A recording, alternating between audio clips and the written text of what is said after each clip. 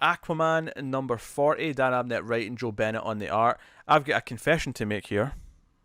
You didn't read it. No, I did. I did read it. Okay. I read Okay. it. But when I went to, this is the last thing I read. I went to read it about 20 minutes before we were coming out to record. I left this to Mhm. kind of last minute.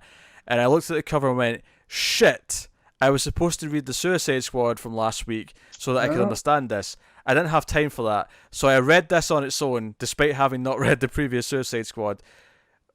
To be honest, though, for the most part, it made enough sense. I didn't feel like I was that lost. You didn't. You didn't really need Yeah, it. because obviously I read the first. So, Obviously, I read the last Aquaman. I read the first Suicide Squad right. part. So I read three of the four parts of this crossover, Mhm. and I felt like I mostly got it. Master Jailer, of course, has his heroic sacrifice to save Atlantis. Um, Of course, just when I was getting to like a guy, I know gonna go and blow himself up. he seemed okay. He seemed like an okay character. Satan Ah, Ennis, he's off to prison at the end. That's fine. Here's the thing. Now, I never read the last issue, and I know Connor complained about the Harley stuff, the recap, and I was kind of okay with the recap yeah. in this. But at one point, she actually says, "Hey, this is something that happened last issue," and then the other character goes, "Issue," and I'm like, Yeah. "That was the." I mean, I know Harley's kind of DC's Deadpool, but that felt really Deadpool to me. Very.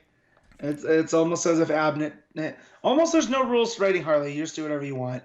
So It, Abnett picked up on what the Suicide Squad writer was doing.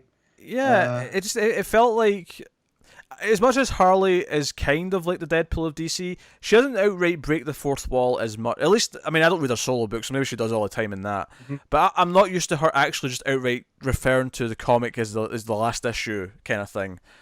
Right. So that felt weird to me. But um, as far as the issue goes as a whole, I mean, the crossover is it's been kind of just really Eh. mediocre.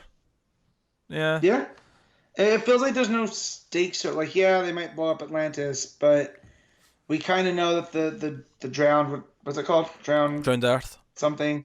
Drowned Earth is coming. So we kind of knew this wasn't going to be the But yeah, because inciting incident. both this and Justice League say next issue the countdown or the road to Drowned Earth begins, and I'm Right. looking forward to that.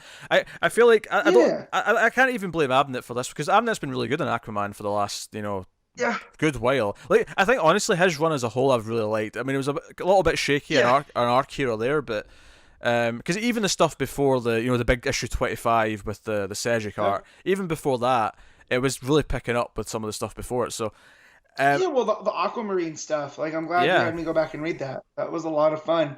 But the whole Nemo stuff with Black Manta, Yeah, that's I what I'm hope that saying. never gets brought back up, That first you know? that second arc was kind of the weaker Yeah, point of the book, but it kind of settled into its groove after that.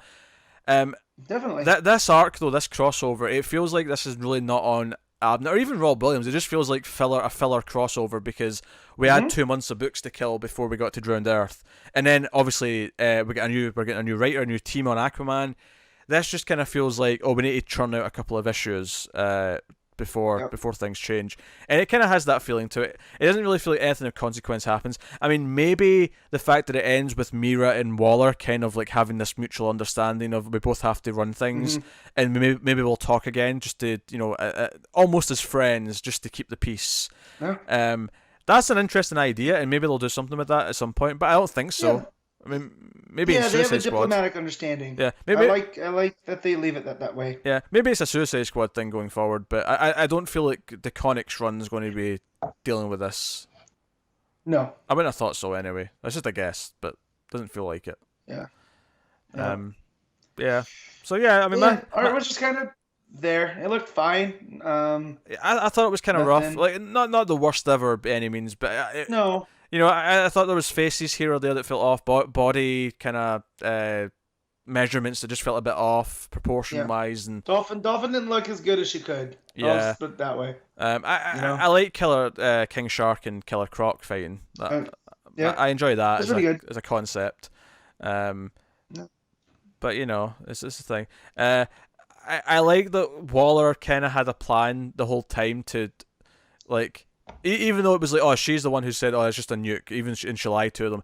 I like that the plan B all along was just to give Mira the footage she needed to convict the right person to get them out of Right. the political or the diplomatic kerfuffle Yeah. that was going to result as a from Well, yeah, this. had they taken out the silent school, that would have weakened Atlantis, right? Yeah. Like, so at the end of the day, she still comes out on top, but she had someone to pin it on.